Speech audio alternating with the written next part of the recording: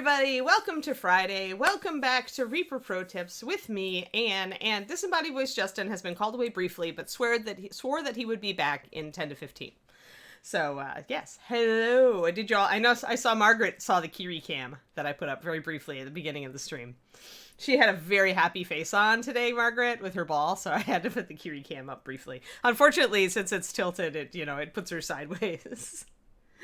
So, not the best Kiri cam, I'm afraid. I wish I had an extra USB port. I'd dog cam. Right? You're showing us your butt right now, though. Are you insulted that I put you on camera, Kiri?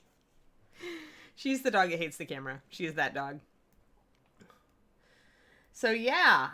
Yeah, she's very excited because I had her squeaky ball. She's actually excited when we come in here to stream. She loves to come in here to stream. It's her favorite time of day when I say, let's go stream, when we go into this room to start streaming.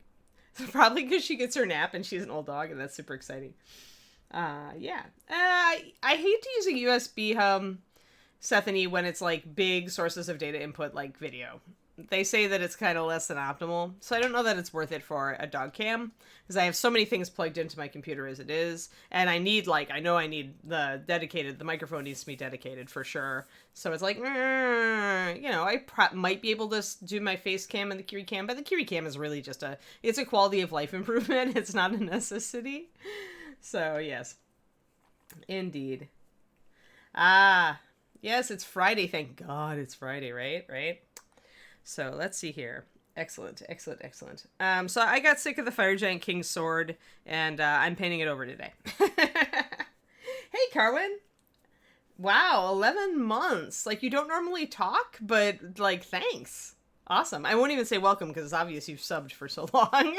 So it's not really a welcome. Welcome to, you popping up in the chat. How about that? Right? You gonna settle Kiri, dog? Kiri might have a Kiri emergency today. Oh no, it's kind of touchy. I already had to take her out emergency once. Come on, Kiri, settle down. David's at the store. You can't go look at your other... What are your ears crooked? She's got one ear straight up and the other one is like this. Oh, the official Tazalanche has also graced us with us of 15 months. Wow. Kiri, settle down, please. Come on. Kiri, settle. Come here. Come here. What's up? Hi. I'm gonna itch that ear. Yeah, I'm sorry. Does your ear sad? I don't know what she needs, but she's definitely giving me the stink eye. So can you settle? Little girl? Sorry, dog distraction, guys. Dog distraction. Oh, is that ear sad? Did you get something in it? I need to clean this ear. Is that what you're saying? Yeah, I think so. It's really irritated. All right, well, we'll stop being distracted, and hopefully the Kiri will settle down, and we will go down to minicam. Kiri, settle. You're not going to go out. You're going to have to settle down. You're going to have to lump it, baby dog. Oh, let's see here. I need walnut and blackened brown. Where's my blackened brown? There it is. We need lava e-colors. Good girl. Good settle. I know. You're giving me that look that says, Mommy. Oh, let's see here. Let's use the obvious volcanic orange. And sunrise orange and lantern yellow and white. Here are our lava colors. You will notice that I do not use red. Because lava, on camera sometimes it shows as red, but it's not really, you don't see a lot of red. You see a reddish orange. So, and I never go down to real black either with it. Because anything I think that's close enough to the magma isn't going to read as a grayed out pure black. It's going to read warmer from the light. So that's my succession of how they're even 15 months in the Reaper channel. That's a good question. I was kind of wondering that same thing. But yeah, Taz must be our official greeter. He's do you have a founder tag, Taz? You do get a first. Is that the founder tag? The first next to your name. Because, I found out about founder tags when I went official affiliate. Yesterday, guys, they processed my tax information. We can have emotes now, except we have to work up to them. I didn't realize that. I didn't realize that you get, 1, 2, and 3 tier emotes, so I need to figure out what to do for that. But I can't make a Kiri emote until we get a certain number of subs. I think it's 25 subs for your first emote. So I guess we're going to aim for 25 subs to try to get a Kiri emote. But yeah. So now you can actually sub and we can actually start setting up emotes. So I need to make an emote for first tier 1 and for tier 2 and for tier 3.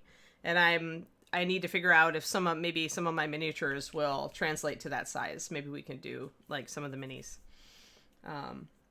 Yeah, I think 25 won't be too difficult. And I think it's another 25 after that to earn the next one. So ideally I want 50 total because I want the Kiri, the normal Kiri face, the happy Kiri face. And then I want the, oh no, Kiri face for the Kiri emergency.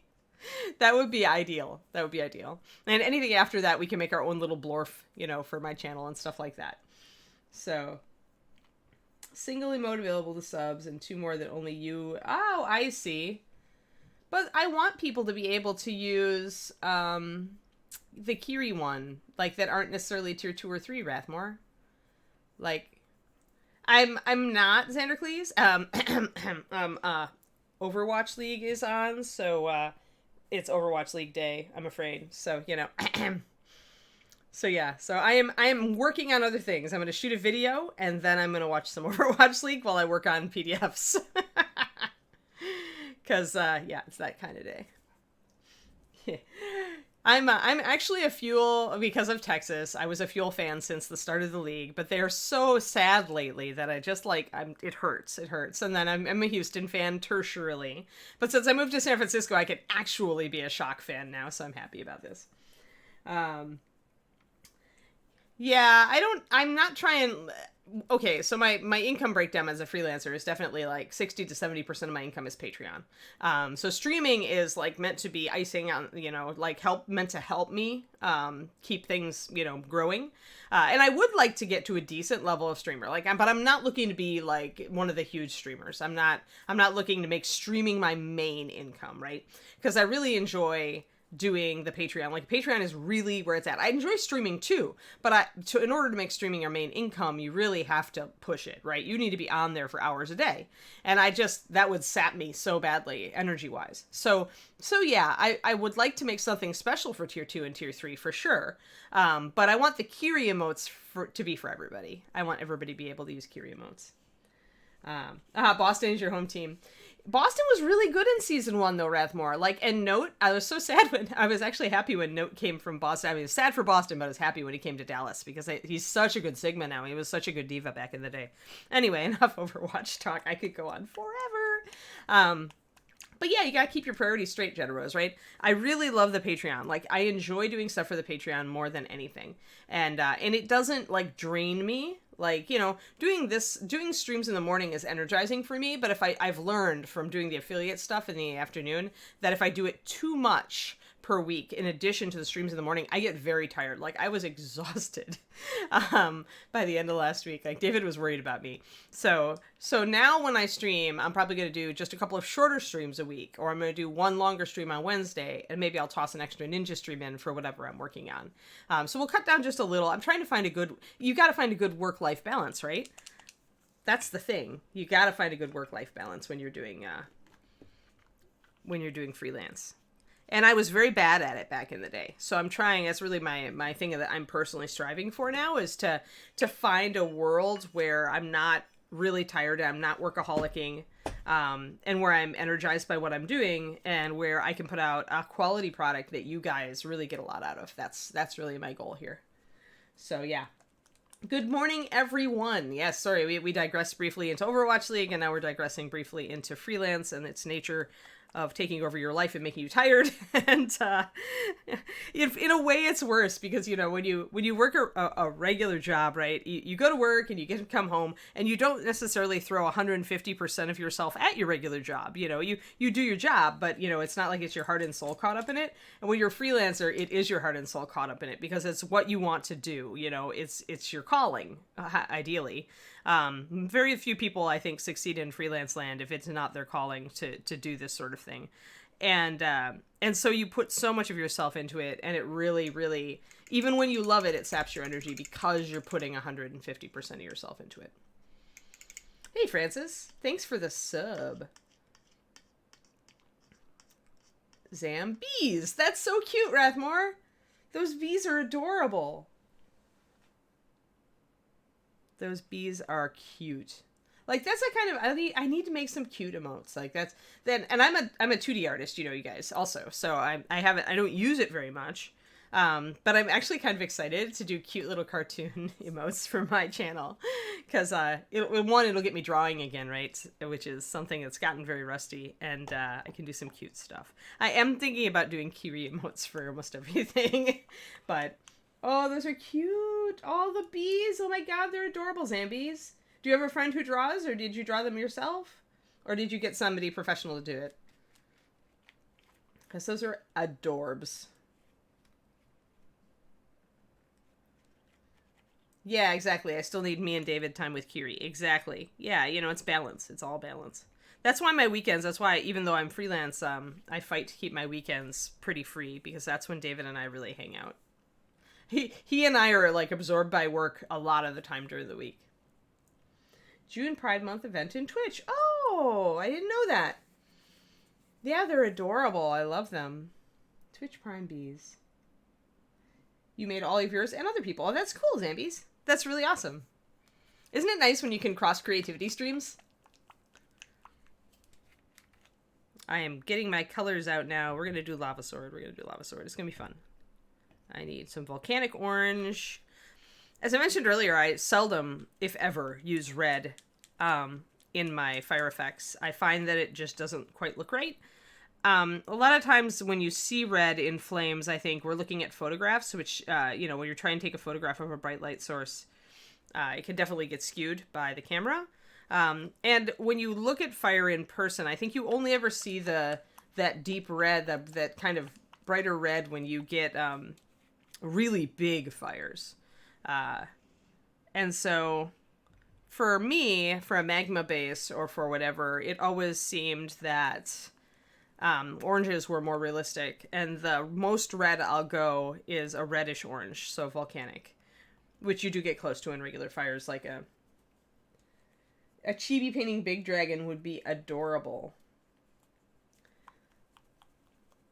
I can't draw chibi though. I'd have to learn how to draw chibi, or I'd have to hire somebody to do it.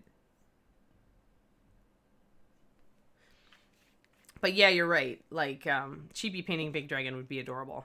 That would be, and I do love cute. I am all about cute. Because I have, like, I have Princess Unikitty and Owlbear Pop on my painting desk. So yeah, I'm all about the cute guys. Of course, I also have Figma Widowmaker, you know, attached to my mic, hanging from my mic by her grappling hook, you know, keeping all the cute things honest by being evil and Overwatchy. So, but otherwise, yeah. Yes, there's some adorable emotes out there. I like the shepherd one. Yeah, there's good stuff. Yeah, I know. I hate to ask other people to put their time into, like, my stuff, though, Mathophile. And I also, part of me also likes to do it myself. Like, this, like I said, this is an excuse for me to, like, get out the pencils again, right? So, or the tablet. And so, part of me definitely wants to do at least one of the emotes myself. Alright, that's gonna just start over with this sword, because I didn't like what I was doing before. We're just going to paint the whole thing walnut first. Just a thin coat. Walnut is great because it's so high coverage that when you thin it down, I ought to be using a flat brush for this. When you thin it down even, it still covers. So yeah, I guess. I mean, but I have been trying. It could definitely be that way. But if I really am looking forward to doing it myself, I don't know why I should, you know, not also make me happy. I mean, if I seriously have trouble finding time for it, absolutely.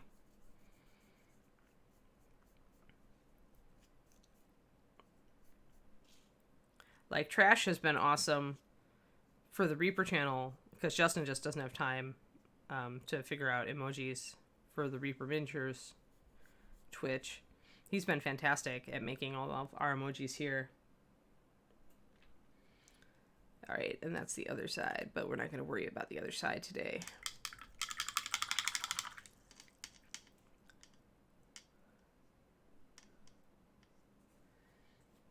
So really, yeah, it depends on my time. Like, I would really like to design my own because it's fun and because I want to draw more. It is kind of a goal. We need more Sophie emotes. Yeah, a couple of, this is not either. None of them, Mathophile. I'm doing lava. I decided that since, I realized the other day when I was looking at this model, because I kept it up on my shelf where I could stare at it and get inspired, but I realized it's like the highest thing. It's the highest point of the miniature. And that if I painted it like black steel, blued steel, or like I did the other side, that it was just going to be kind of meh up there. It's going to be a big block of metal. So I actually figured, no, obsidian's different. Obsidian is volcanic glass. I was thinking of just magic, like pure volcanic energy, like breaking, or the sword is almost breaking apart at the end. I think WoW has done a sword like that at some point. I really want to put cracks down it. Like it's got lava and make the runes all glowy and stuff. That's what I want. Because then it'll relate to the other fiery parts on the model. But obsidian is totally different because obsidian being volcanic glass, you're going to have to paint it like crystal. A black crystal. And that's not what I'm looking for because that's going to be too subtle. I want something that's going to draw the eye because this is a big part of the model. It's sitting there upside his head. Yeah, it is a really, really cool. I think he's the best fire giant that I've seen, with maybe the exception of the queen. Yeah, molten magma. Yeah, that's what I want. I want black iron that's cracking into like has a molten heart. That's what I'm looking for. Or volcanic stone. I don't know. I just want it magic. I was just like, this is what I want to do with this. Once I realized it, I was like, oh, all right.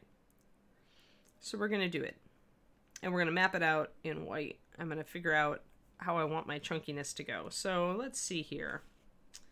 Because I want it to be kind of solid down at the end, and then I want it to break up more as it goes up, and I need my glasses for this. I don't remember if we have a fire giant.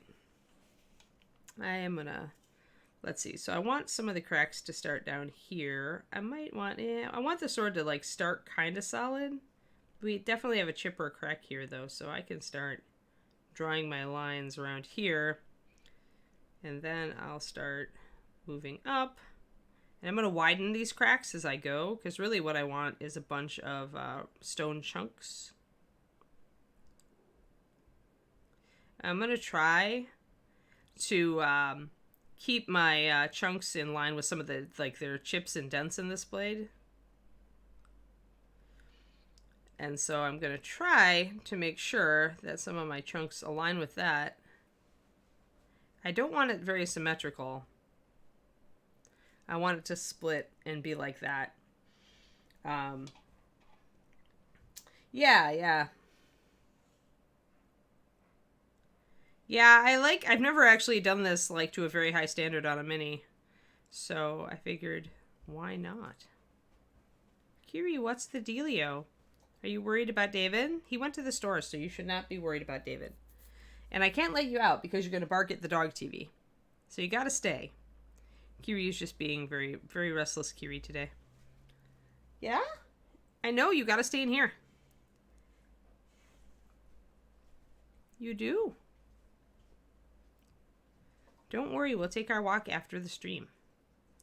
Lately, she's really, like, into, like she has wholeheartedly adopted David as a pack mate, and so she wants to like know where he is at all times, and she's happiest when we have when we're in the same spot.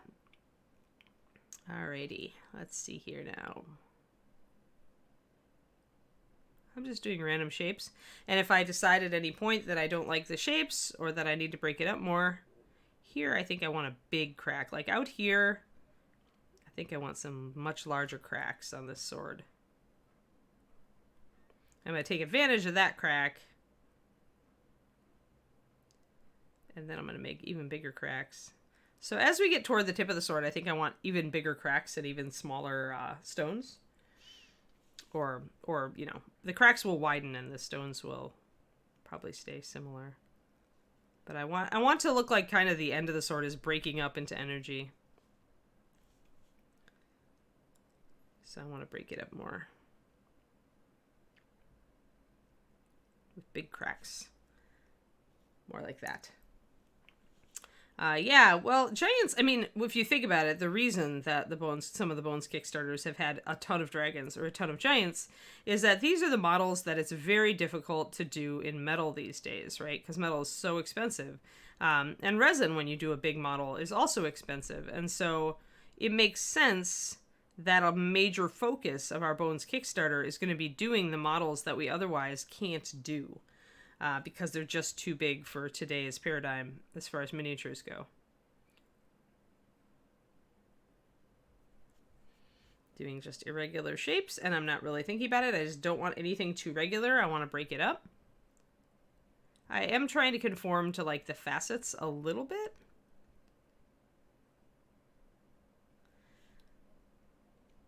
But not too much.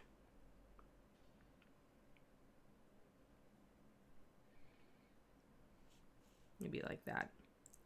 And maybe we'll do that. We'll see about it. And I'm just underpainting just to... The reason I'm doing this in white partially is so I can put my bright colors over it and have them cover. But the other reason I'm doing it is that it's very easy to kind of look at it at a distance then and tell yourself whether it's a pleasing pattern, whether it works. So this is, oh yeah, the Sea Giant is so cool. Yeah. Jason Weeby, isn't it? Because Jason does such great work on that type of thing.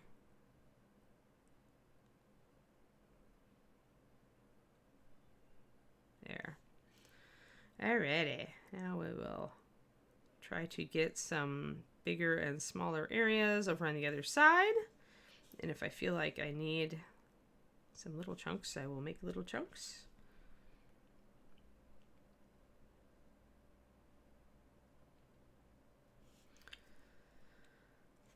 Yeah, and then I'll go through and widen stuff out like I feel like whatever my mood is here as far as how wide I want things to be. There's a big crack there. I want to accentuate that. And these runes I want to be light. I'm thinking I might leave the inside of this solid. I don't know. I haven't decided. Or maybe I'll do like the cracks are coming in but fading out. Like the core of the sword is more solid. That makes sense. Let's do that.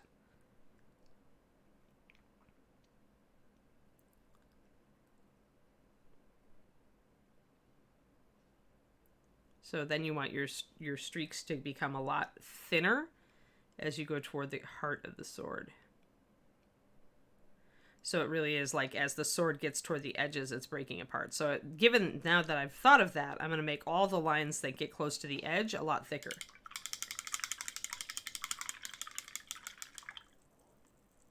Oh geez, I'd have to go look through Bones 5. I really loved that, gosh, was it the Yeti thing that Jason did with the gigantic, like, face, like, Nepalese face backdrop terrain piece? I really loved that piece.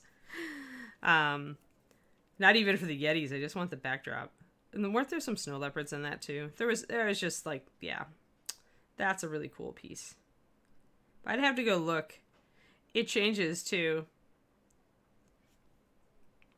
You know, from one day to the next, you look at it and you're like, you get interested in, yeah, the Madapur Pass, that giant backdrop. I just want to grab it and like landscape it and paint it and make it look awesome. I think that would be super fun. I just want it painted to put on my shelf.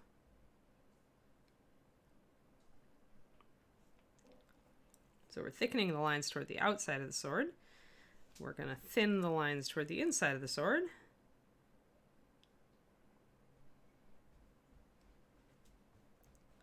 The exception is that the area where lines meet, I probably will make them a little thicker because that's going to be where you get more of a glow usually.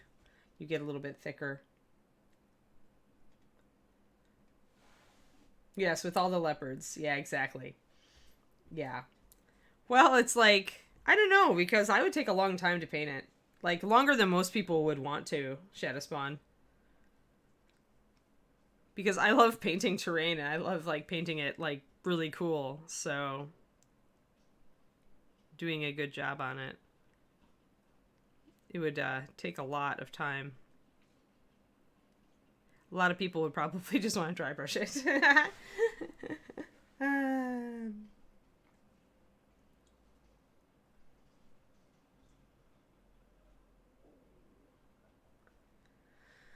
Oh, yeah. Yeah, I definitely, well, I prefer big models. So I feel it there. Not just because it's like harder for me to see on small models either. Often it's because I really like doing the things that I can do on big models, like textures that you really just can't do really as much on small models because of the scale. There's a chip there in the sword, so I'm going to actually make that quite wide. So we're starting to get more of a cracked effect now.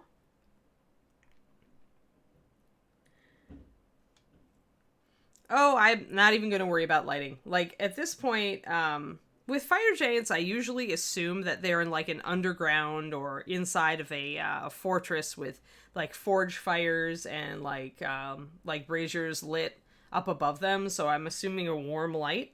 So I'm, that's why I kind of went up toward a kind of a golden light on the top of his muscles.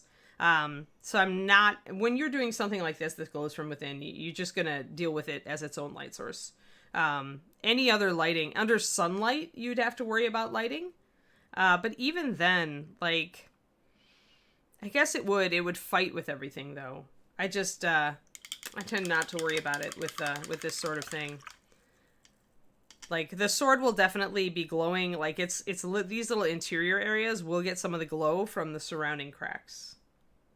But otherwise, I would need to paint, like, if I was painting this guy out in sunlight, I'd have to do it a bit different. Yeah, I mean, we've been thinking about, we've been thinking about terrain since the first, but we were cautious about it because terrain can really bite you in the butt. The thing is that everybody wants cool terrain, but they don't want to pay too much for it. So Bones, while it is a perfect fit for that, it was still something we had never done, Reaper had never done. And so we were cautious getting into it. We didn't just jump straight in with both feet. Now that we've done Kickstarters and we've done some other limited terrain pieces and we're getting a feel for what people want, it's easier to do those big terrain pieces because we know then, okay, well, these will probably, this sort of subject matter sells reasonably well. So, and people seem to like it, right? So that's why we had to think about that.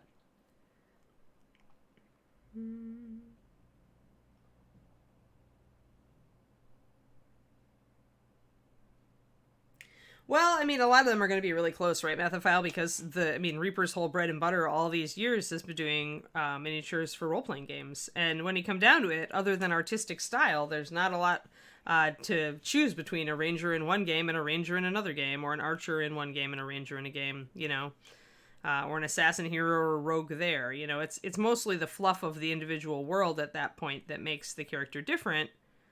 And since that's IP and Reaper does minis that fit in any RPG, it's necessarily going to get pretty generic on some level. It's going to be a fantasy figure no matter which way you slice it. So it is easier on like a bust scale or with some of the 54 millimeters to get a little more variance. But even there you'll find... Often there is, like, the style of the sculptor that makes the piece different. It's rare that I find a really unique piece. It's why I love that Templar bust that I picked up.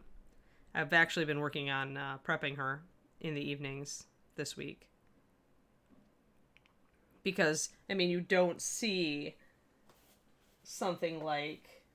You don't see this pauldron on anything else out there. It's really unique. The winged lion motif where she's got feathery stuff and she's got the lion where his fur is coming out into feathers. No other model I've ever seen would give me the chance to paint this like Sky Earth. So yeah, when I see a really unique model that I really love the groove on, yeah, go for it. And I feel that you do see that a bit on busts. You do see very, very much variance on busts. Oh, yeah, the pirate ship stuff. Uh-huh.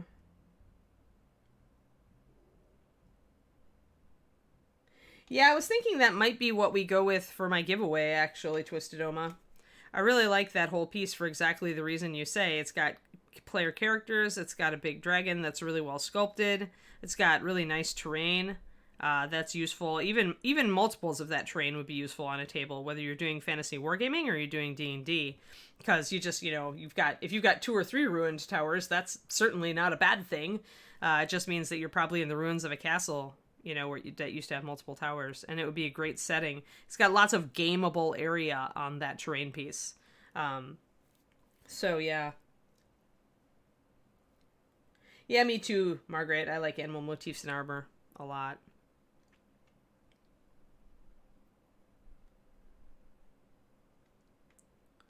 Right, exactly. I'm going to make a little bit of a thread here. Going down in here. There we go. We're getting there. We're getting there. We're slowly widening our magma bits. Now, one thing I could do that would help with all this that I'm doing is, since it is bones, I could go and actually notch the sword where I'm making this the magma come out. Like I could play to this and take my knife and gouge out the sword everywhere where a magma stream hits the edge. And that's actually tempting. It's tempting a bit. Because it might help carry the effect.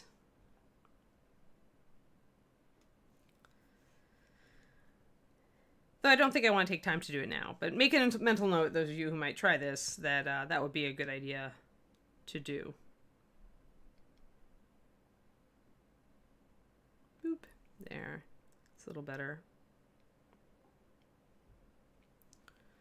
And I failed a little bit on the facets toward the front of the blade.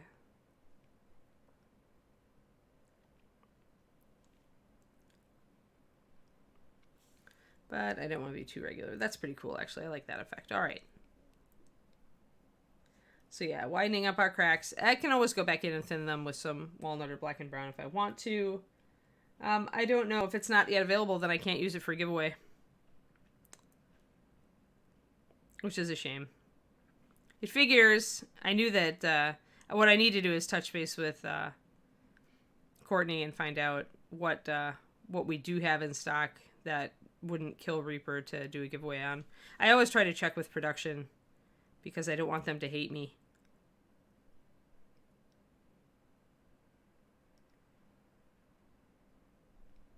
Getting a little too regular here. See, when you start to space it out, you start to see, because humans like regularity. So sometimes you have to catch yourself and go, oh wait, this area is almost the same as this area.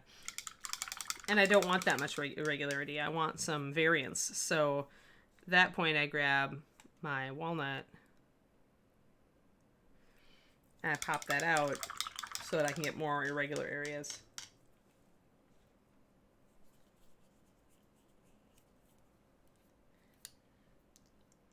Yeah, I don't want that. That's not the effect I'm going for, Rex. I'm actually going for more of a World of Warcraft. There's a just significant heat source inside the blade, and it's like holding, like a gravitational pull, like holding the rest of the blade together.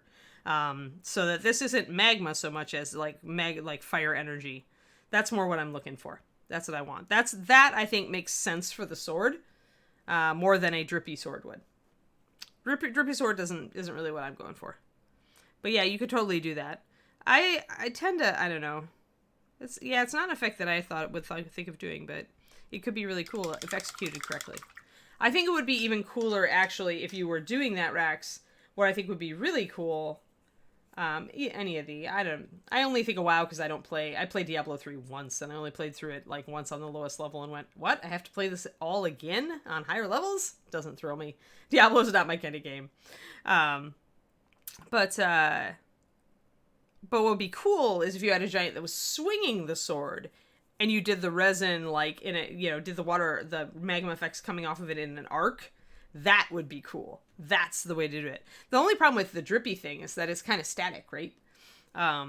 So it's like, I think it would be even cooler if you did it with a moving blade. That could be really neat. But yeah, it's like, you know, mostly I'm thinking of like energy, like holding the blade together forcibly.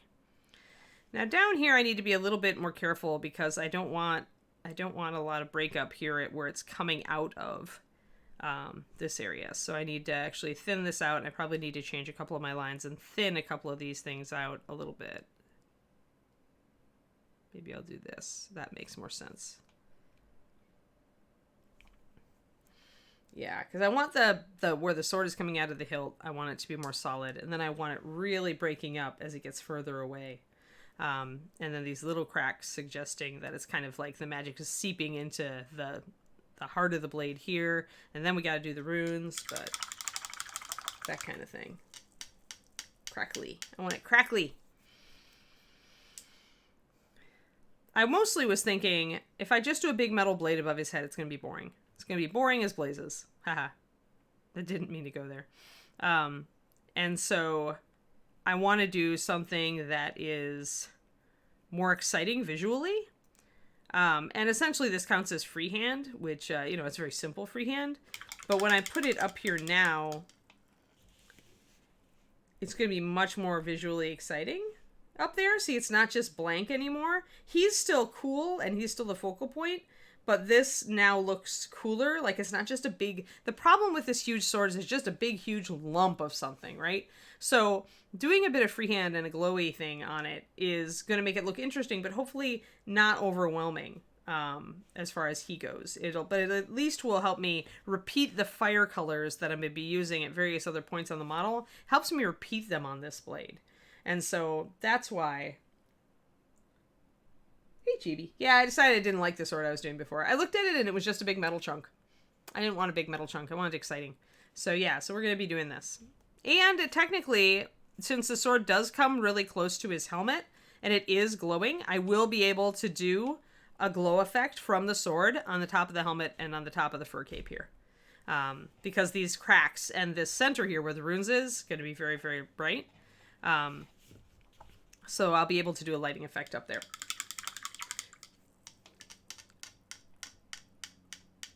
Yes, flash fry to a crackly crunch, exactly. I'm going to try to just put this volcanic orange in a layer over the runes part. It's not going to cover, but it'll give me a base starting thing. And I need to ask myself if the crack around the outside of this plate is also going to be glowing really hot. It might be. Uh-oh. I blorfed. Blorf. Oh well. We're just going to continue to fill it in. So volcanic orange, if I hadn't thinned it so much, is actually a pretty high coverage orange. But I decided to thin it a bit. It's more like a heavy wash at this point, which is not bad.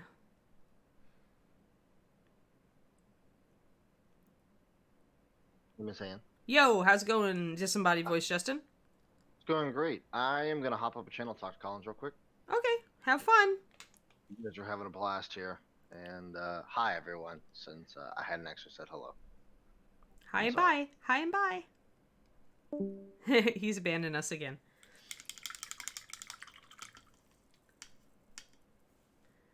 Oh, one extra set you didn't have, Sarduki. Thank you for the blorps, everybody.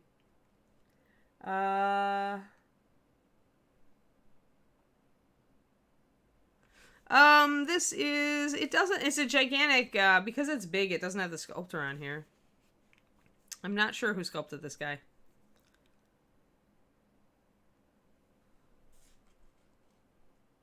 Oh, you meant, the Dragonstone Share. Yeah. Sculpted by a whole bunch of people. Oh, the Cav special edition stuff. Yeah, that's not, I mean, we made those paints for that. But yeah. Several of those colors are very similar to some of the old heavy gear colors. So that's a reason to, you know, pick them up if you don't have them. Yeah, the Talon Games one, Sarduki. Hagar, is Justin's voice in your head?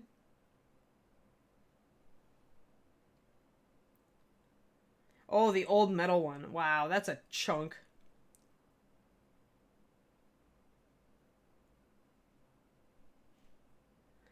Yes. Yes, J.A. Prinkle, exactly. Make large, medium, and small details to draw the eye and create interest. See, we've got all sorts of that here. He narrates your life, his job is boring. Oh, this is a Chris Lewis sculpt. Well, that explains why I like it. I like Chris's work a lot. Yeah, Julie did the dragon. I think Bob did the terrain, and Julie did. And then the characters were sculpted by all different artists. Ron wanted to have a character sculpted by like each of our main artists. That's why Dragons Don't Share is such an awesome piece. Alrighty. Well, that wash worked out pretty well. It's kind of inlined my letters a little bit here, my little runes. So I think I do want to make this area around the outside glowing. So that means mapping it in white. Means I want to make it like magma. We'll see. We'll map it in, and because it's very regular, it might not go with the cracks around it. So I may decide against it, but we'll see. We do want the center of the sword to look more solid, though, so that's not entirely a bad thing.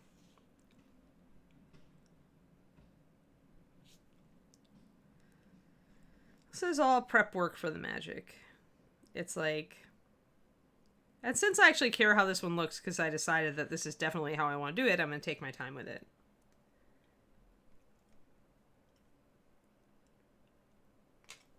Rawr. Rawr, says Fire Giant King. Rawr.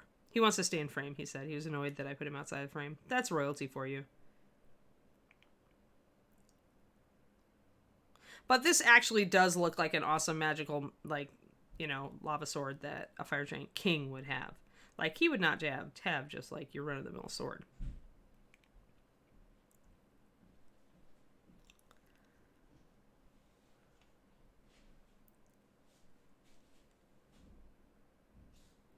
So mostly I'm playing around with what will work and what will look good at this point.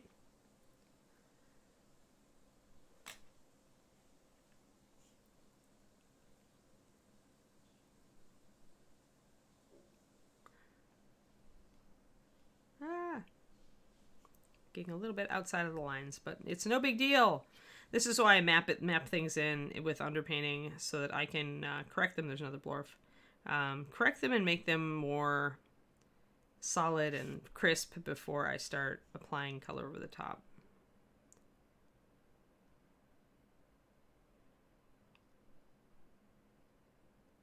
So I can be a little messy on this line because I can always come back and trim it.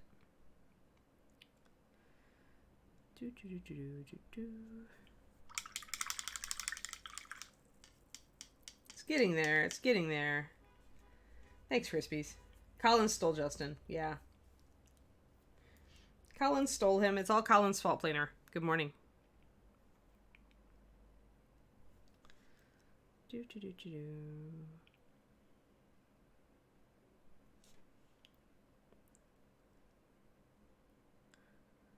of feeling productive today. I'm gonna shoot a video for the Patreon. And do some PDF work. Maybe get some painting done on my own with like some of my own stuff tonight.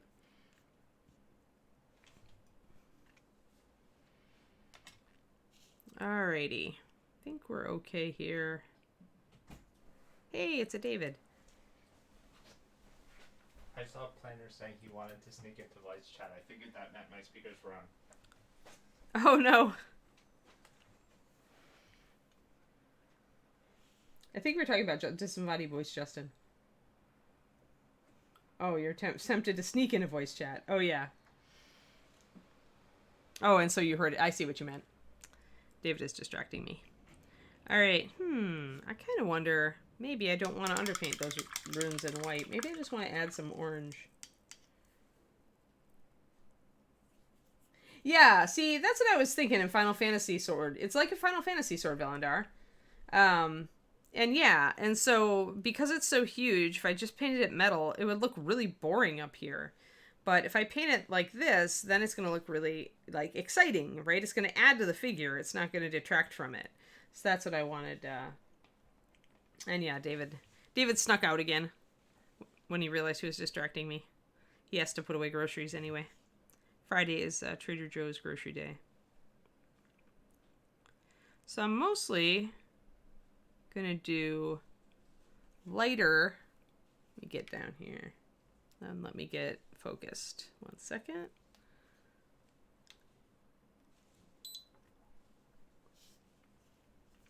So I'm mostly going to do some lighter, fiery, like, bits at the corners. At anywhere where a line meets another line or a line bends, I'm going to try to put kind of an embery highlight.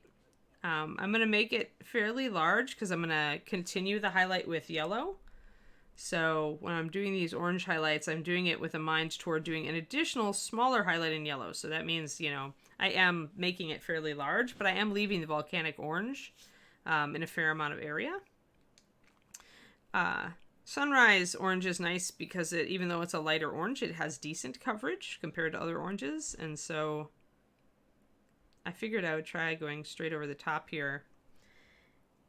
And if I need to touch anything up, I'm probably going to do it with a mixture of blackened brown and volcanic orange, because that is going to make this color that I got by putting the wash over the top of that. So if I can actually mix that color with a little work, or close enough so that it works, so that if I need to touch up, I can touch up quite convincingly. I'm going to put volcanic orange around it, I think, quick.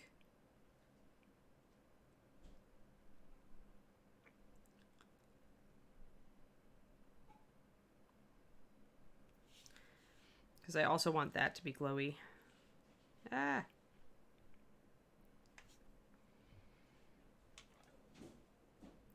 Thought about just going with sunrise there, but realized that that's why I did it with white. But then I was like, well, I want to have control of my brighter, glowy effects.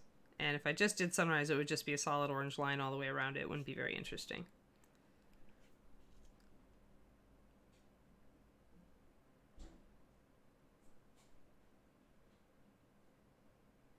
Alright, so we'll go back into that.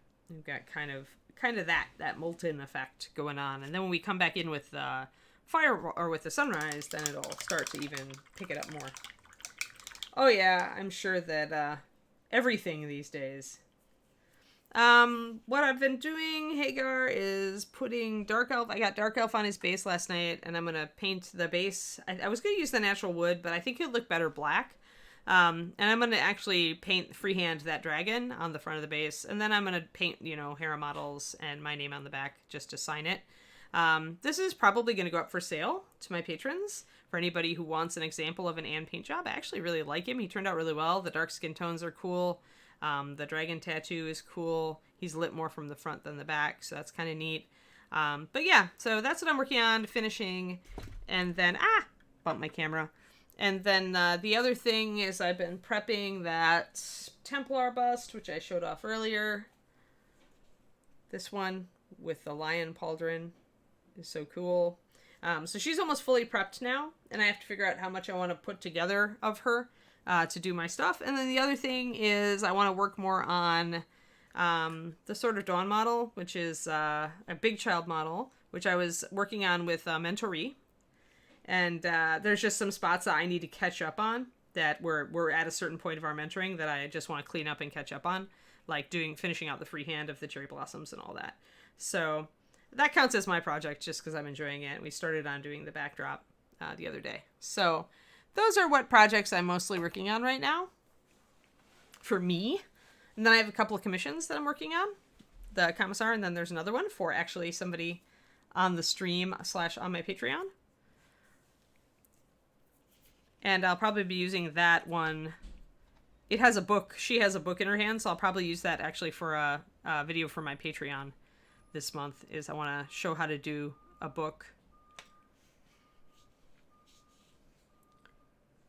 It's not so much hard as it is fiddly, but there's some things you want to think about when you're doing a book if you want it to look older or newer. So it's pretty much putting little dots like embers in the letters. If I get a little bit too, like, if I'm not, like, strictly in the lines, like I said, I can do a mixture of blackened brown and volcanic orange.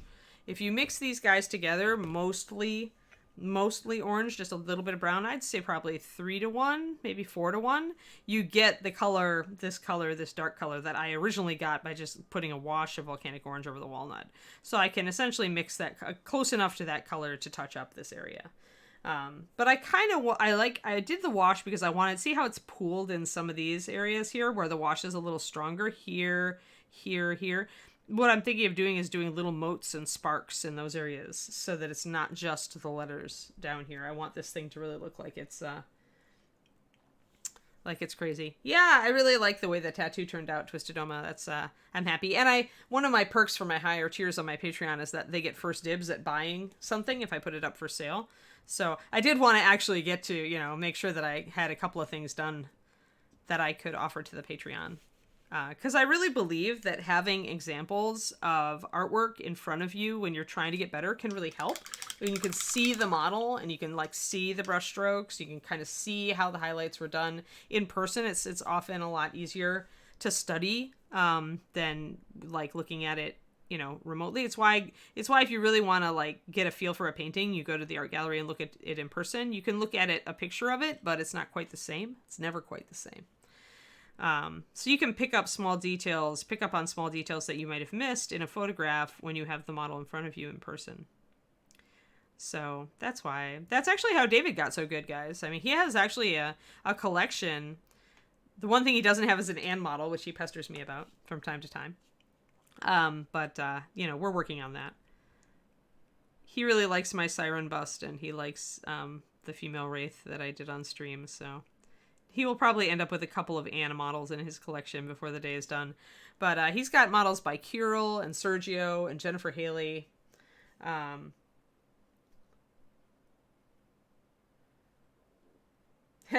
I still get excited. Well, I was just showing people all sorts of stuff.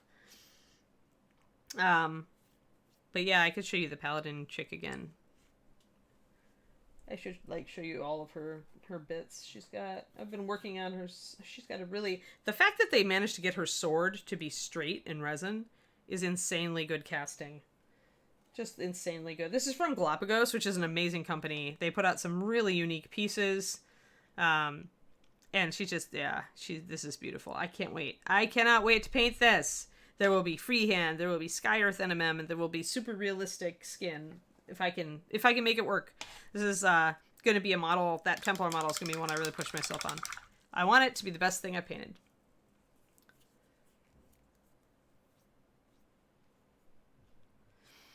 Yeah, where's her? Her sculptor actually painted one of the box arts. Hold on, let me see. There are two versions of this Templar. I like companies that do that. I like companies that have two painted versions in very different styles, and the box art here definitely has that. Here, let me put her top on so that I don't. But the one I really like is the one that the original sculptor painted, so hold on. Let me get up here. Alrighty, got some height. So the original paint job is this. So that's the model put together. And I'll be trying to exceed that. So, yeah, it's a beautiful model. So, yeah, by Galapagos, as I said, Galapagos Miniatures. There you go, Galapagos Miniatures. They do some wonderful stuff. I'm a big fan. All right, now I need to straighten up there we go, straighten up camera. Resume sparky letters. Yeah, that's I do like the bigger bust models because then I can do real textures, Hagar. I really want to do hyper realistic skin on this one. I really want to push it. And you really need space to do that sort of thing. If you're going to suggest the real texture of skin, and the imperfections that make skin look, realistic, you need room. You need room. It's why I really like busts, because I really love doing the texture work these days, doing realistic leather. I feel like on that sort of piece where her armor is plainly, showpiece armor, that I could actually do the Sky Earth effect because it's probably, parade armor. It's, or it's magic. So I feel like I can get away with it on that model, and there's enough room. Yeah, so they don't, I mean, you definitely start with a simpler bust. I mean, the Dark Elf that I showed off a second ago from Hera Models, Hera, they have an academic line, and that's one of them. The elf is one of their academic busts, and what that means is that they've made it simpler so that you can use it in classes, or if you're trying to learn, it makes it easier for you to learn because it's just skin and a bit of hair and, you know, a really good expression. That's why he's got one eye stretched open wide and the other one normal, is so you can practice doing eyes both ways. So that's why it's sculpted that way. So starting with a simple bust is a great idea. There's a company on Mr. Lee's miniatures. One of their companies has a bunch of female academic of different ethnicities that's just skin and cloth and hair. And so those are great too. So here, you see what I'm doing, guys. Getting the glow starting on here. We're getting the glow. Thanks, Trash. I try not to come off as arrogant, but it excites me to contemplate pushing myself. Like, it's really doing my top level work and seeing what I can do makes me happy. Like, that's why I became a competition painter. Because I looked at the models at my first Golden Demon competition that I attended in person, and I went, I can do that. And then I went home and did it, and won a Golden Demon the following year. So it's like, you gotta have faith in yourself. You gotta, if you just take it slow, if you pay attention to what you're doing, if you like really study the effects that you're trying to achieve, and you just pay attention while you're painting, pay attention to paint consistency, pay attention to brushstroke, pay attention to what results you get, you can do anything.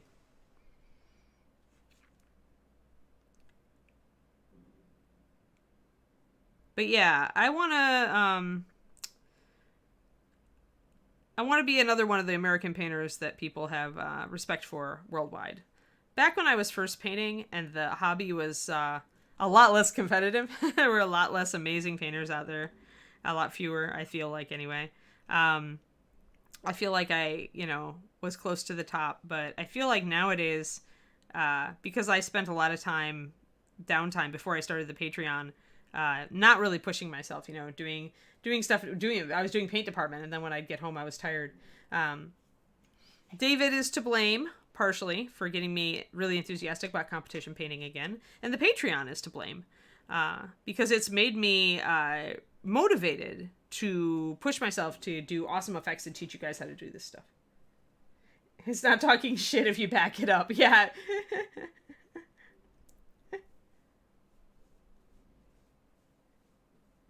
I don't want to eat that, yeah. Competitive eating. Competitive eating terrifies me. Like, my guts would be so unhappy with me if I did that. Oh my gosh. I have to, eat relatively little. In some ways, having a guts disorder has helped my weight loss greatly, because I have to be more careful about what I eat, or I suffer. So it's a great backup motivator when I get tempted to overeat. So yeah, all the eating competition is all you. Those things make me freak out. They're just like, oh my god, I can't believe somebody just stuffed 40 hot dogs into themselves. No, can't do it. No way.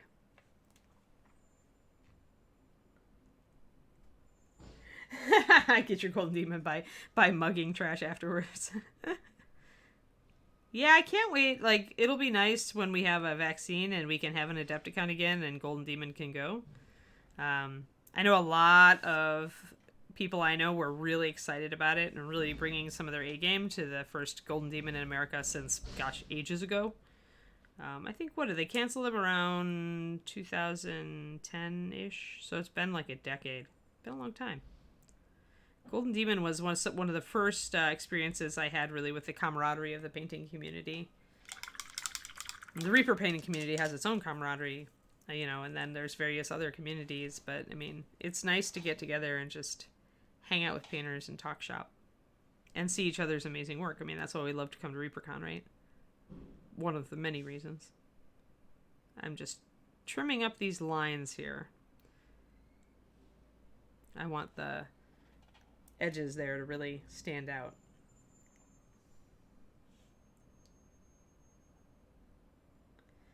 Oh, the outside, these guys? Yeah, it's kind of the same sort of thing, only I want there to be kind of energy that's traveling or moving. So I'm leaving the volcanic in the middle. I'm going to put fire or a sunrise here in the middle, and then at the corners, just like I would put the highlights here. So it's the same sort of thing, but when you've got a long space like this, especially if you're doing metal or energy or anything like that, you want to break it up kind of into a wave of highlight and shadow to make it more interesting, right? Because you've got this huge long line, and if you paint it all one color, it's going to look wrong or weird or odd or flat. So, or all of the above. So, yeah, I'm breaking up that outside line a bit. I feel like this side I'm not getting as successful of a highlight though. Probably because the groove there is a little bit deeper. So I may need to put some white over here to draw the eye a little bit more.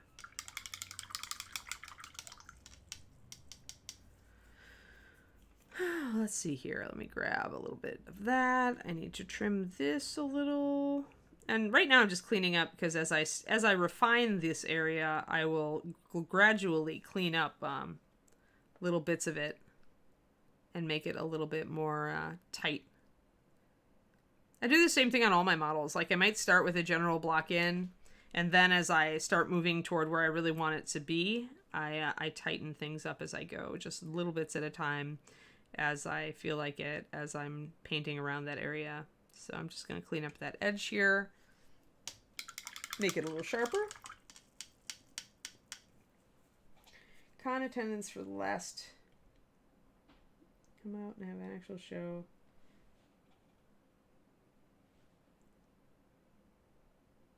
Oh yeah. Well, and even worse with Adepticon, if you think about Golden Demons, like Bryce Kokenar, who teaches at and sometimes he tunes in on the stream, but who teaches at ReaperCon, like he's an old time, like he was doing Golden Demons back when the last time they were out, right? And so Bryce and I was talking about this with me, and he's just like, yeah, because it's not like any of us have stopped painting in these 10 years where there hasn't been a Golden Demon, right? Like, most of the guys who are doing Golden Demons still are doing amazing work. They just didn't have anywhere really to enter it. So when Golden Demons come back, you're going to get not only, like, people all excited about it just right then, like David, who did his 2 entries already and probably will end up with more before next year. But also people like Bryce and some of the old time, GD people who are excited to come back to it, who've been working on things for a decade. So, yeah, that first year is going to be insane. I might even give it a miss. I don't know if I want that much competition. I still need to find, I kind of have in mind, I have in mind a Golden Demon entry. I do have a model, it's actually an Age of Sigmar model. Because I really like the Age of Sigmar stuff, actually. So I'm doing a conversion on him, and we'll see. But it's one of the Stormcast Eternals. It's one of the mounted ones.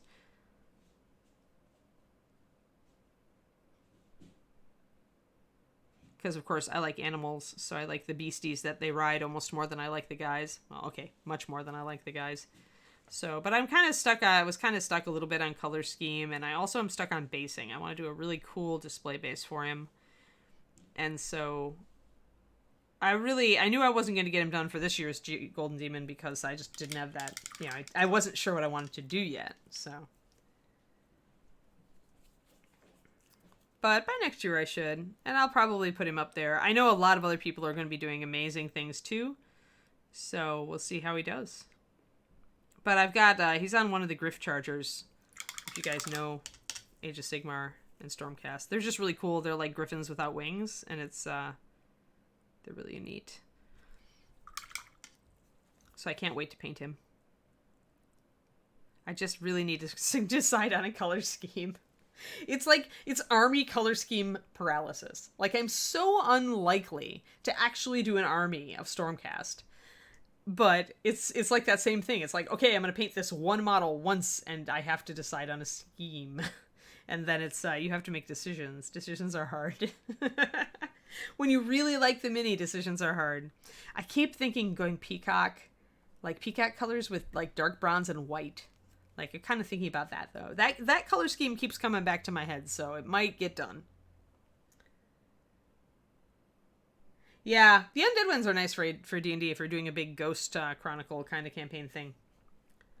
Well, if I had him out here, I'd grab him, but he's in the Closet of Doom. All right, so now we've got some nice ember glowing effect going on. I'm going to come in with my lantern yellow. I've mixed a tiny bit of white into my lantern. I could also do kind of a mix. The reason I mixed white into the lantern is to give it a little bit more coverage so I can do spot highlights. But I might also mix a little bit of my sunrise orange into there. I'm not sure if I want to. I think maybe I do. I want them to go together just a tiny bit. Yeah, that made it just a little bit more orangey. I like that a little bit better. And then we'll, the hottest parts have to come up to white, so we'll have to decide what those are. But yeah, Age of Sigmar, especially the monsters and the big creatures and the big characters, I think there's some beautiful models out there in Age of Sigmar.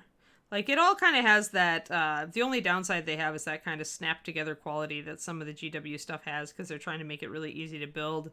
So, since it's all digital, sometimes it has that sort of feel to it, a little bit too much for my taste. But, overall, like, they have some really pretty minis. And whatever little, like, 3D sculpting, like, artifact type stuff I didn't like, I technically could sculpt over and fix, so... I need to make that thinner. I don't want any thick lines going up right against the sword heart there. Was going on autopilot and thickened up that line when I didn't want to. There. Thin it out.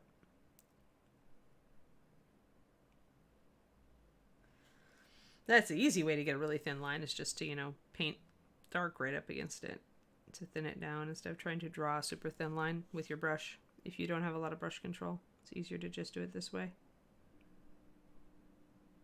There. Yay, so that's coming along. Still need to widen out that line up there. But otherwise, I'm getting happy. I'm getting happy about how this is looking. So I'm going to widen this line out. It needs to be.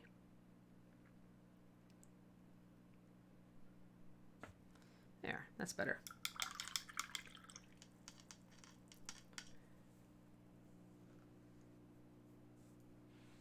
Yeah.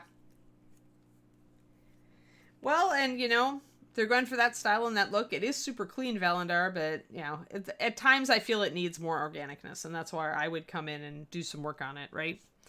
But I do love... I do love the crispness they can get on, like, shield designs and, some of the fantastic details and the machines, and the beasts. I do love some of that. So there are definitely pluses and minuses. It's a specific style of model at this point. And sometimes I feel like painting it, and sometimes I don't.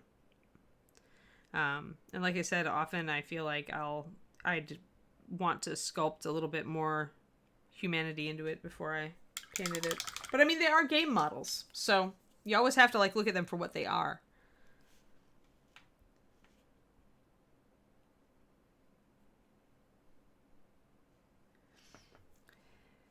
Well, it's not a big deal that you painted them in metallics, but I mean, let you get them done, right, Trash? You could always, but you could always get another copy of the king or a copy of the king and paint him up this way. I mean, the nice thing about command models is that they don't have to match the rest of the army.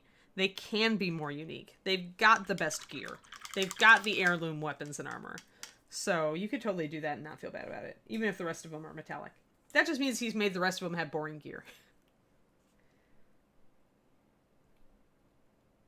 Oh, yeah.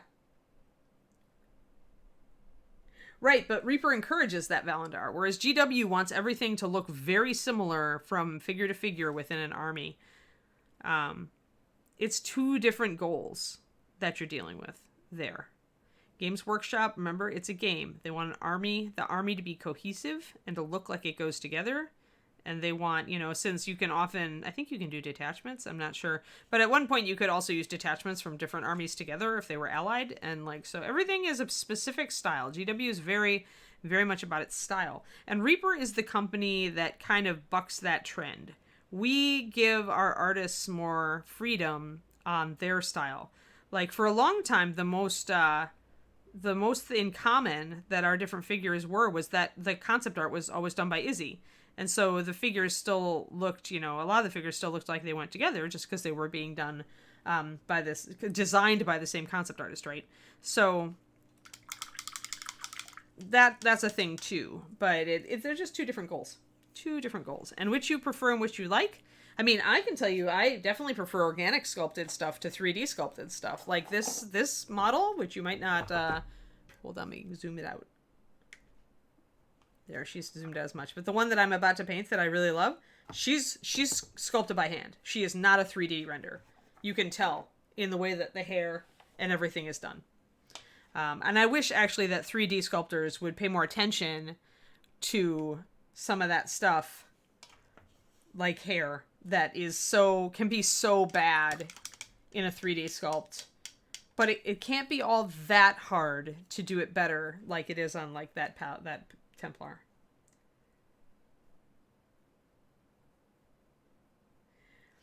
Yeah, they're all similar, but again, it's a game. They're sculpting for a game. They're not sculpting for an art. So it is what it is, right? And to be fair, a lot of GW sculptors quit GW and go off and work for other companies. So you still get their talent eventually doing creative stuff and organic stuff. You just don't get it while they're working at GW. So yeah. Yeah, exactly. You're looking for cohesion in the army. Yep. And it is what it is. I mean, it is what it is. When I was playing orcs, I totally, even though orcs are supposed to be chaotic and different, I was thankful that they were similar because I was having to paint so dang much of them.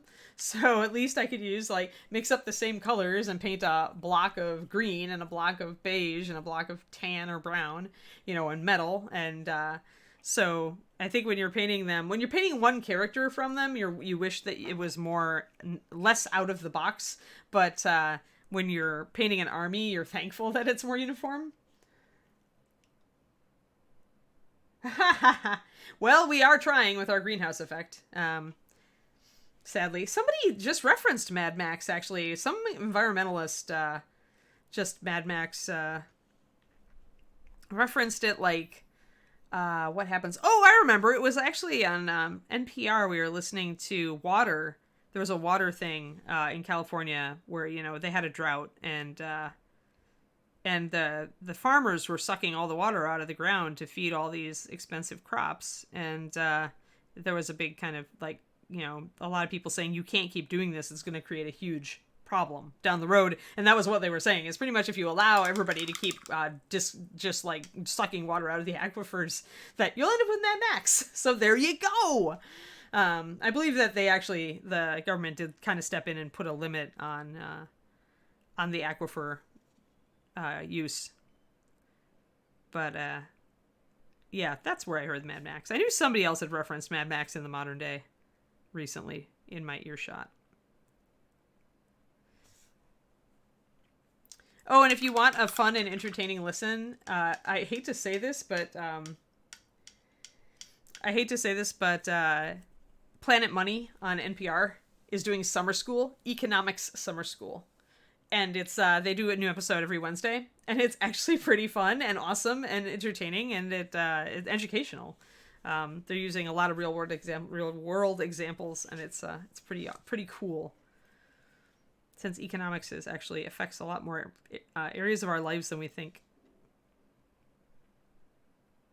Because it's about resources, right? So it is pretty awesome.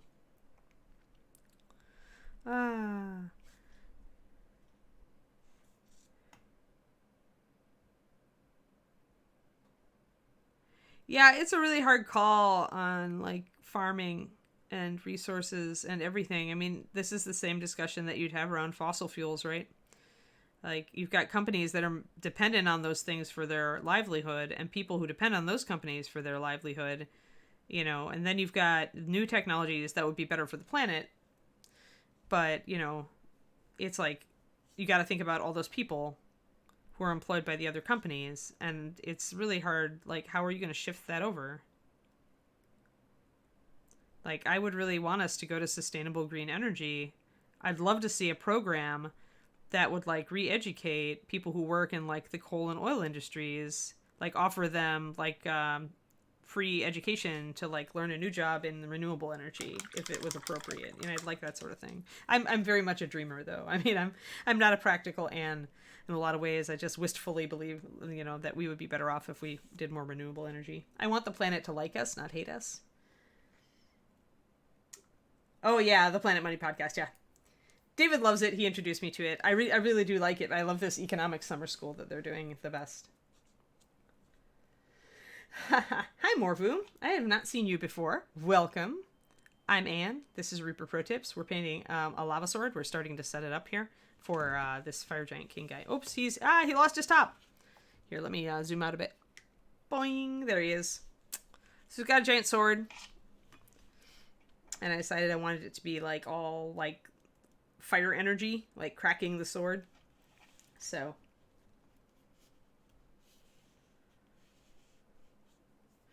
yeah, exactly. HM Road Dog. And pistachios. Apparently almonds and pistachios, like nut trees, suck up water like nobody's business. And a lot of people eat nuts. Well, it hasn't worked yet. Maybe we're doing it wrong, Mathophile. I don't like arguments that are, well, it doesn't work because it hasn't worked in the past. There's got to be a way. Got to be a way to make something work, right? I'm always an optimist. This is why I say I'm not practical. Because I don't ever, out of experience with my life, I do not ever believe anybody who says that something doesn't work until I look at it myself. I believe my parents brought me up to be properly skeptical. And so I kind of like, I kind of go with the scientific method, question everything. Because if you believe that it can't be done, it can't be done. But if you believe it can, it might be done. Might not be done the way you think it might be done, but maybe a different way. I don't know.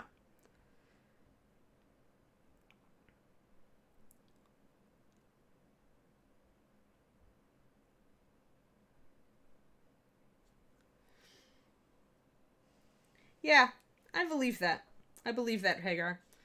Yes. I like to believe in things, even though you think they can't be done, because there have been people who have proved otherwise. Who was it? Was it Henry Ford, who like hired a bunch of like really high-end engineers to build himself what was it? It was like an internal combustion engine, like a 6-cylinder or something like that. Something that had never been done before. And they told him over and over it wasn't going to work. And, like, he made them, like, every year, he was like, well, is it working yet? And they're like, no, it can't work. It's not going to work. And he's like, well, get back to work. It's going to work. And I think after 3 iterations, they found a way to make it work. Even though all of them were convinced that it could not be done. And so you must always question.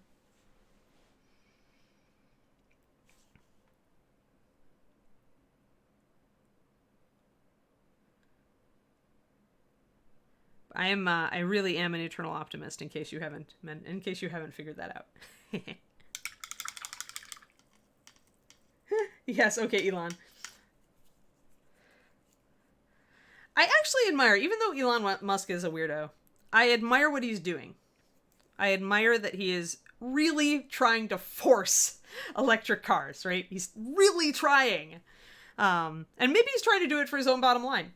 I don't care, because electric cars. If he could just make it work, I'd buy one.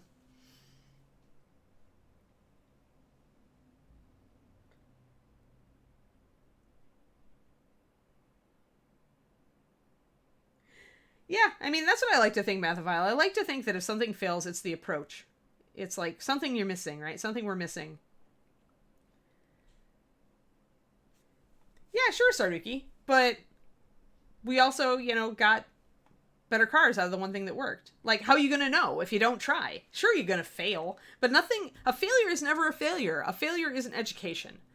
Like, if something fails, you've learned something that doesn't work. It's still valuable, I think.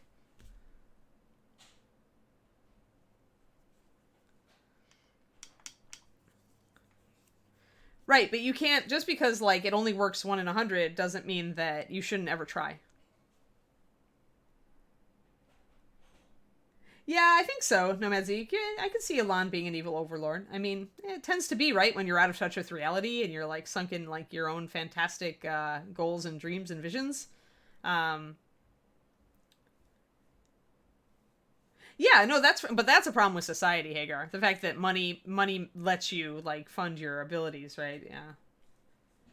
Yes, I agree, Coobs. Right, exactly. Like we're trying to make it so that electric cars like can be produced sustainably and also be electric cars that work.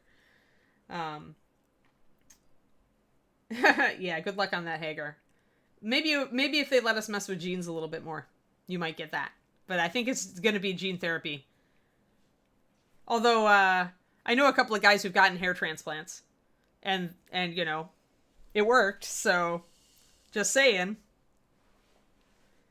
Oh, there is my ever optimistic boyfriend, Althai, with failure is always an so he's got a failure is always an option t-shirt, guys, and I've got a, you know, nothing matters as long as I believe in myself t-shirt, so that gives you an idea of our our ethics are not exactly in line on that. So yeah. All right, let's put some yellow highlights on this. We've been talking about all this fun stuff. Hey, Xylof, thank you for the sub. Yeah, Reaper ships out of England, Morvu.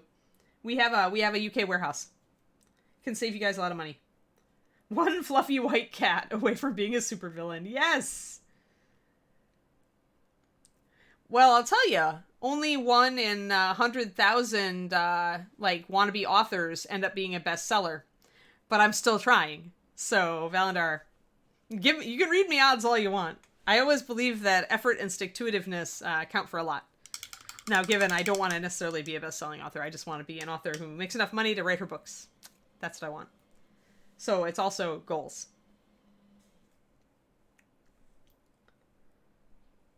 Well, yeah, I mean, there is obstinate ignorance, right, Sarduki? And then there's, like, maybe we can figure out a way to do this. Like, maybe there is. So, you know, there's a little bit of everything there. I don't know. Gates is doing a lot of good charity work. I don't know if I agree with that, Mathophile. Gates is at least using his money, you know, donating it to charities and to organizations to try to make the world better. He might be crazy, but I think Gates' heart is in the right place now that he's no longer head o things. Yeah, any attempt can be applied to learning. I mean, you sometimes learn just from the fail. You can figure it out, Cybestorm. I do give you enough credit. No, we are bad at giving ourselves enough credit and believing in ourselves. And if I have to believe in you guys to get you to believe in yourselves more, that's what I'm doing. The painters, as in the Reaper painters, most of our painters are USA, Morvu. Like, they're mostly freelance.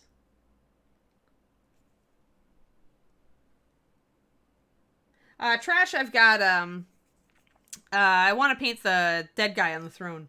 I think Jason sculpted him. Yeah, math has points where it just won't give. This is for sure.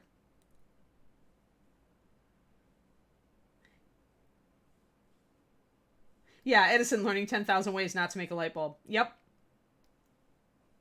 Oh, I read you backwards, Valandar. Okay, sorry. Oh, okay, yes. Yeah, sorry. I'm speed reading while I'm trying to, like, you know, get back to actually putting paint on my model.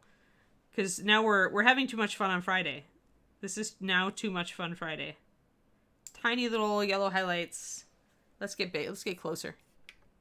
Come here, tiny yellow highlights. See those tiny yellow highlights? Now, if I really want this to glow, like, right now it's kind of a smolder, right? So if I really want this to be a powerhouse glow effect, I'm going to have to do a lot more lighter orange on it. So how much I stick closer to the redder orange versus how much I go toward lighter orange and yellow is going to be how this is glowing. Right now it's definitely smoldering here at the heart of the sword.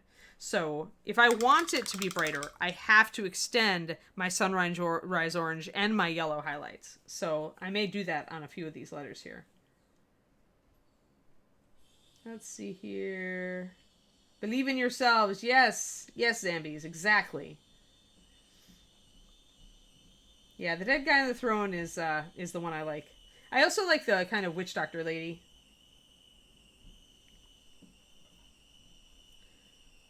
Yeah, that's what I thought. I thought he was big into World Health, MCC.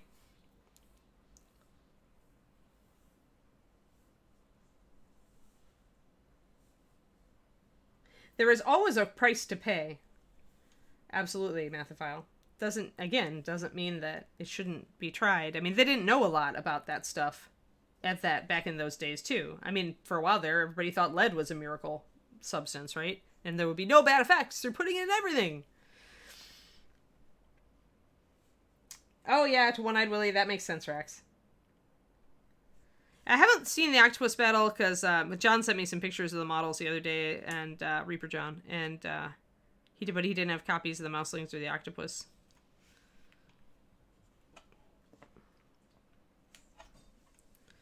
Just gonna bring in these guys. Now with these big cracks, the way I probably would do it is I would paint it in the volcanic, but then I would only leave the volcanic in the smallest areas.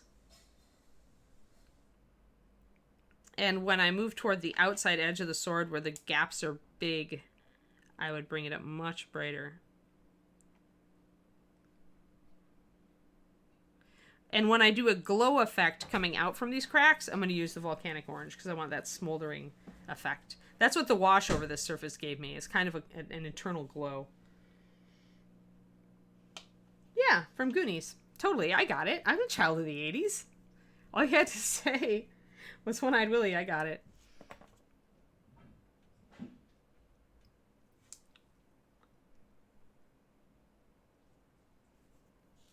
I loved Goonies. We need more movies like that now. We need Spielberg. We need a new Spielberg. To, like, tell people it's okay to dream impossible things.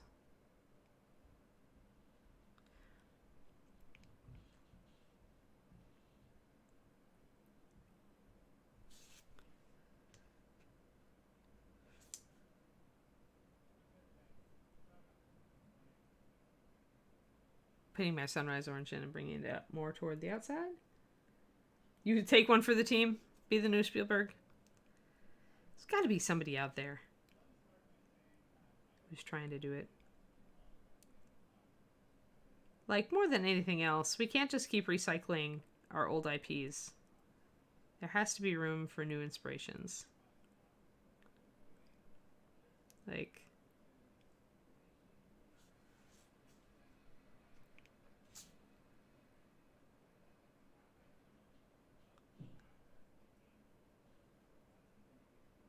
kind of why I write. Nobody has written the book that I want to read, so I wrote it myself.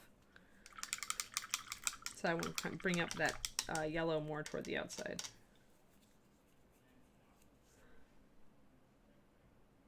What movies has he done, Trash? I'm not into a lot of Hollywood these days.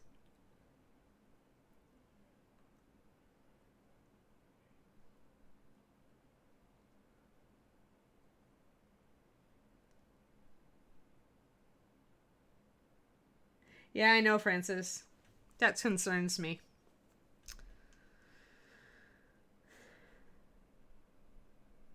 Like, I do understand that any storytelling venture that's going to be successful has to touch a chord in the modern consciousness of its day. Like, the popular media of any given time had a core appeal for the people of that time. Like, you know, related to the times that they were produced in. And it would make me so sad to find out that in our current times there is no room for a Goonies movie. Right? Or that sort of movie.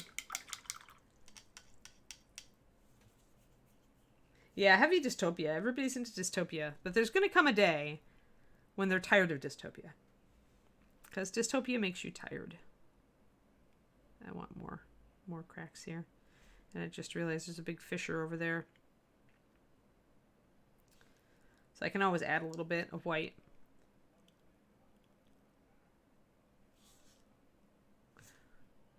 Now if I just paint that white streak that I did just yellow, it looks like it's glowing brighter, see?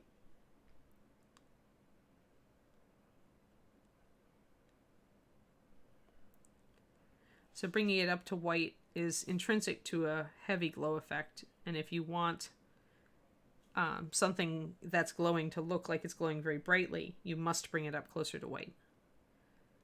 Otherwise, you're just going to get this sullen glow like I've got with the embers down here.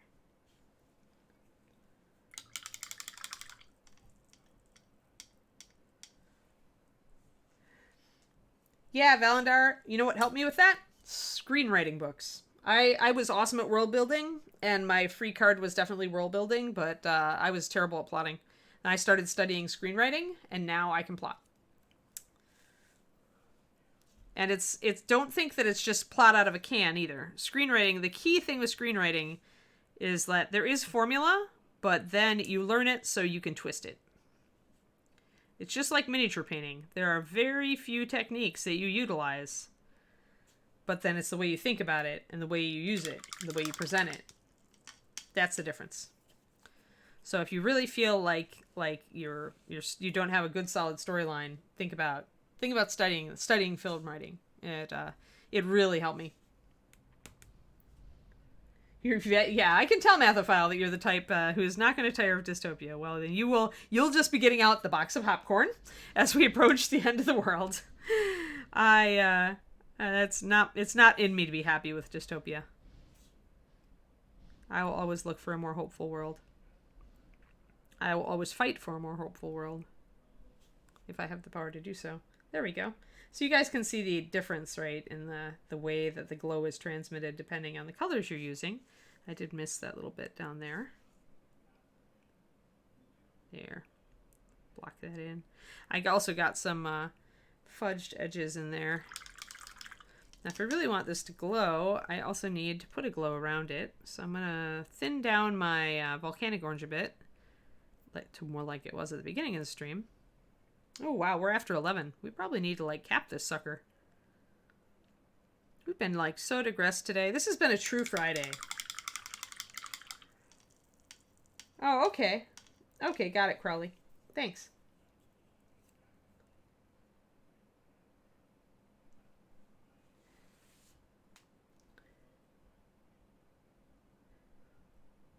Yes, yes. Yeah, good.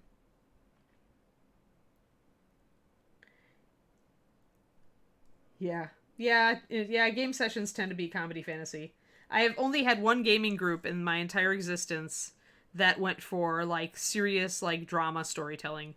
It was actually in a werewolf game I ran a long time ago, and there were only 3 players. But all of them really agreed that they wanted, a grand, hero-type story. So, we went for that and did not end up comedying. But yeah, most D&D games, people are just looking for a release, right? I mean, it's their leisure time. They're not trying to tell a good story. That's work. They're just trying to be entertained. That's the difference. It's Mad Libs versus writing a short story.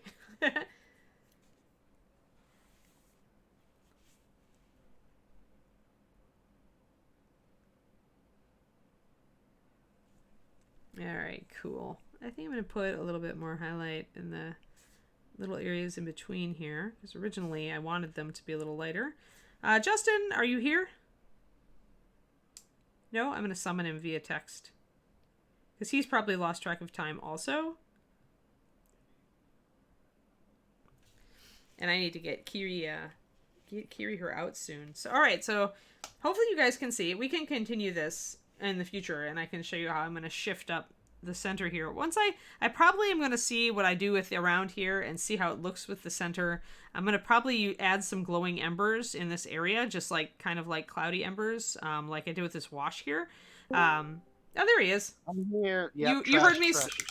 Oh, good. Yeah, I figured somebody would summon you because it's already 10 after 11. Yeah, I was watching your stream and it looked like you were just going to town on these highlighted cracks here, and it looked really cool. So you look like you're in the zone. Yeah. Well, we were always talking about stuff and stuff. Yeah. So summon.